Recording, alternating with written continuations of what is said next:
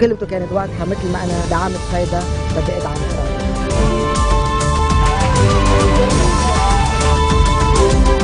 فتحنا أبواب اللهيب، أبواب جهنم على البلد.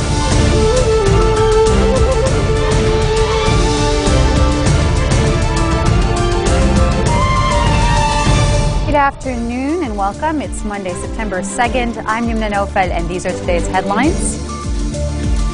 The Arab League holds an urgent session in Cairo to discuss the situation in Syria. Russia sends a reconnaissance ship to the Mediterranean to gather information on the escalating conflict in the region. And Lebanese forces leader Samir Jaja lashes out at Hezbollah, saying it has opened the gates of hell in Lebanon. Syria is asking the UN to prevent any aggression against it following a call over the weekend by U.S. President Barack Obama for punitive strikes against the Syrian military for last month's alleged chemical weapons attack. The Syrian state news agency SANA says that Bashar Jafari, Syria's envoy to the UN, in a letter to UN Chief Ban Ki-moon, called on the UN Secretary General to shoulder his responsibilities for preventing any aggression on Syria and pushing forward reaching a political solution to the crisis in the country.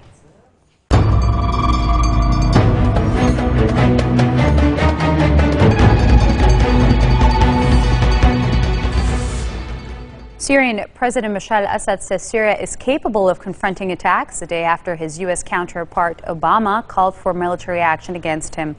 The statement comes a day after Obama stepped back from his threat to launch an attack unilaterally, instead saying he would consult the U.S. Congress before any such action.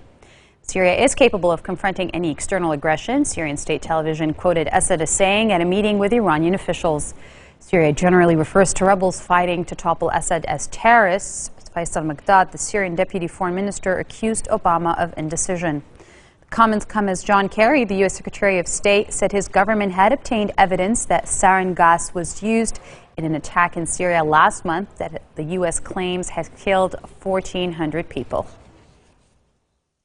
As the U.S. Congress votes on a possible U.S. attack on Syria for its alleged use of chemical weapons gets closer by the day, the Arab League is urging the UN and the international community to take deterrent measures against Syria for the attack that killed hundreds of civilians.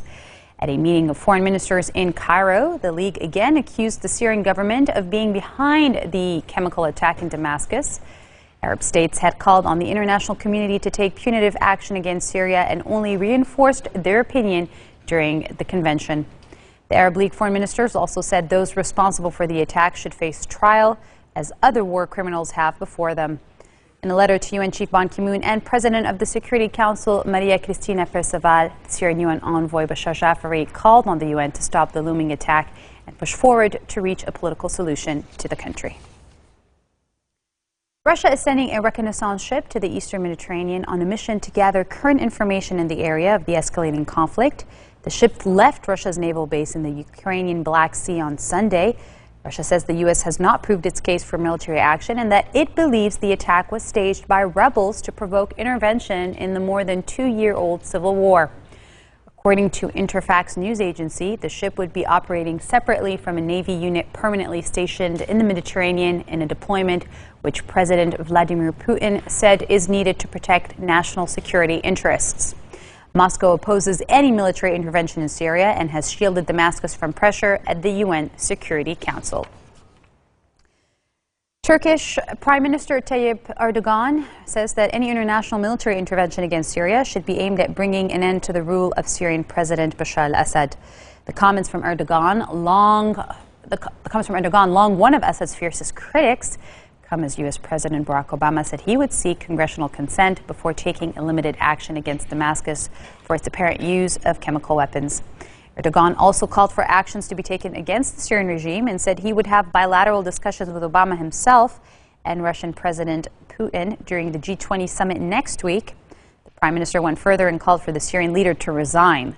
Now, Turkey has said previously it would be ready to take part in any international action against Assad, even outside the auspices of the UN, and has put its armed forces on alert to guard against threats from Syria. And in the United States, members of the U.S. Congress met with Obama's national security team, and many left with mixed feelings about the possible intervention in the crisis. Lawmakers spoke to reporters after the briefing, some saying evidence of chemical weapons used by the Syrian regime on August 21st was clear, and many saying they had unanswered questions about possible U.S. airstrikes. Lawmakers raised a broad array of concerns, including the potential effectiveness of limited strikes, the possible unintended consequence of sparking a wider Middle Eastern conflict, the wisdom of acting without broader international backing to share the burden, and the war wariness of the American public.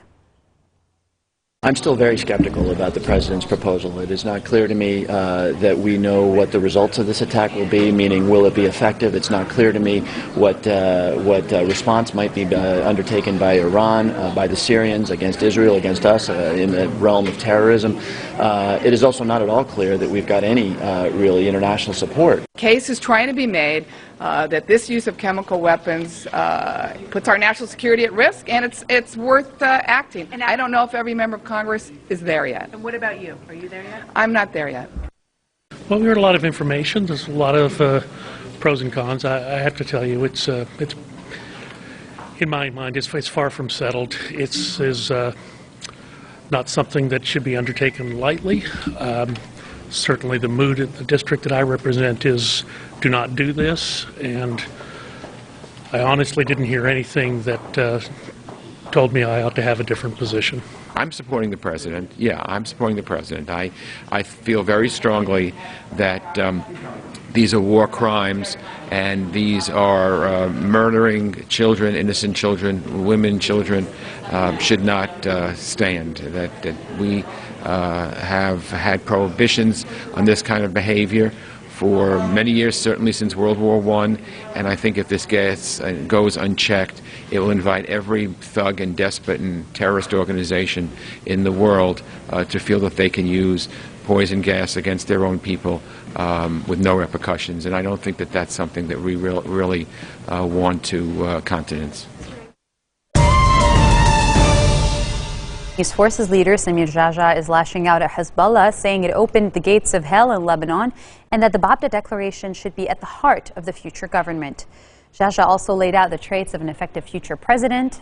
He said the LF leader described Lebanon as passing its most difficult days due largely to Hezbollah's activities in Syria. Lebanon is passing its worst days because an armed party decided on behalf of the Lebanese and contrary to their will to seize national decisions and act as it pleases, opening the gates of hell for the Lebanese, he said during a ceremony to honor the LF martyrs at his Marab residence.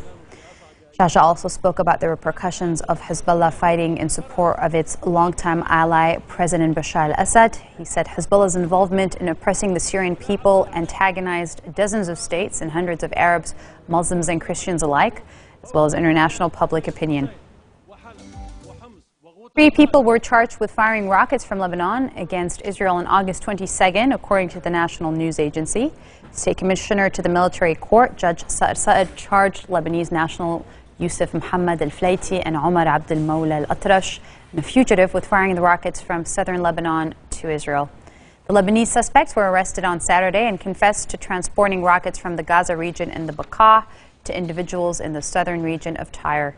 The rockets were since fired from Al-Hawsh Tyre region towards Israel on August 22nd. 4 Katyusha rockets were fired in the incident, and Israel's Channel 2 said 1 landed in the town of Nahariya. The Israeli army said its Iron Dome missile defense system intercepted one of the 3 of the 4 rockets fired from Tyre.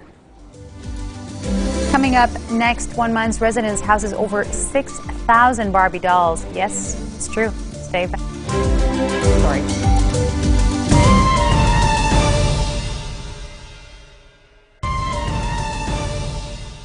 Ousted Egyptian President Mohamed Morsi is to stand trial for incitement to murder. Morsi and 14 other Brotherhood members were referred to a Cairo criminal court by the prosecutor, Hisham Barakat, on charges of committing acts of violence and inciting killing and thuggery.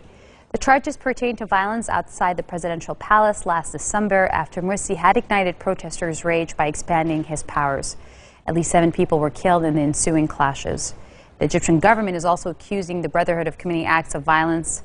Around 100 members of the security forces have also been killed since August 14, when the police used force to break up pro-Morsi protest camps in Cairo.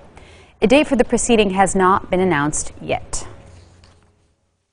Taliban militants attacked a U.S. base in Afghanistan, setting off bombs, torching vehicles, and shutting down a key road used by NATO supply trucks. According to officials, at least 3 people were killed. The Taliban claimed responsibility for the strike in the Turkham area near the border with Pakistan. According to Masoom Khan Hashimi, Deputy Provincial Police Chief, the encounter began around 6:30 a.m. and lasted 3.5 hours. Afghan security forces trying to clear the area were still in the process of defusing a bombing in the car. At least 1 car bomb was successfully detonated in the attack. And now for news around the world in brief. The river in the Difa region of Niger acts as a border with neighboring Nigeria and has been a lifeline for thousands of Nigerian refugees that have been streaming into Niger, fleeing a military offensive against Islamists in northeast of Nigeria. With nothing more than the clothes on their backs, these refugees are trying to adjust to life in the Boso, a main village which lies on the Nigerian border, where they have been settled in makeshift shelters. Since May, Nigerian forces have engaged in an operation to regain territory from fighters loyal to Islamist group Boko Haram, which they say has enabled them to wrest back control of the country's remote northeast. Many questions regarding the NSA spying issue remain open, and Angela Merkel has not done enough to receive information from the Americans, according to Pierre Steinbrück, before he challenges the German chancellor in an election later this month. Speaking in a debate televised live by 4 German broadcasters, Steinbrück said, "I would have expected a German government leader to seek enlightenment as quickly as possible." According to Merkel, there was currently no reason to believe that the NSA is spying on Germans. British broadcaster David Frost, a master of the television interview, famed for coaxing an apology from Watergate from Richard Nixon, has died suddenly. Aged 74, he had a heart attack late on Saturday aboard a luxury cruise liner where he had a speaking engagement. A household name in Britain since 1962, when as a recent Cambridge graduate he hosted the cutting-edge television satire show That Was the Week That Was. Frost secured his broader reputation with the Nixon interviews of 1977, 3 years after the president retreated into silence after quitting in disgrace. He went on to become best known as an interviewer of world leaders, sitting opposite virtually every U.S. president and British Prime Minister of the age. He showed a rare talent for extracting intriguing and revealing information.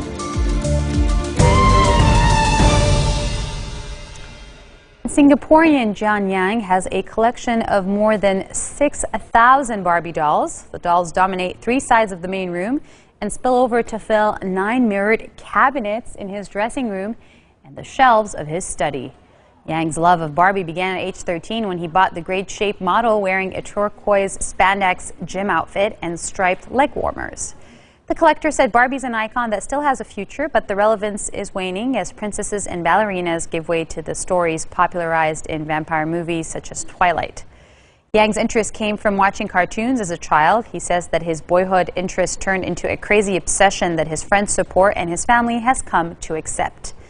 The toy nerd reckons he has spent at least $392,000 over the last 20 years on his collection, which includes hundreds of dolls from the Bratz Girls, Monster High and Gem, amongst others.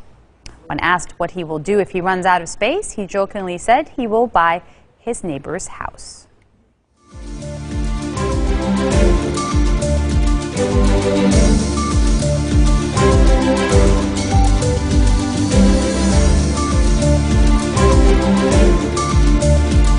This marks the end of our bulletin for today. Now for a reminder of our headlines. The Arab League holds an urgent session in Cairo to discuss the situation in the region, urging the international community to take deterrent measures against Syria. Russia sends a reconnaissance ship to the Mediterranean to gather information on conflicts in the region, claiming that the U.S. does not have enough proof of chemical weapons use in Syria. And Lebanese forces leader Sami Jaja says Hezbollah has opened the gates of hell in Lebanon and that the Babda Declaration should be at the heart of the future government. Those are your headlines for this Monday. Make sure to join us tomorrow at 4:20. We have a very special guest to discuss Lebanon and Syria. And until then, have a good night. كلمة كانت واضحة مثل ما أنا دعمت فايدة بدي أدعم إيران.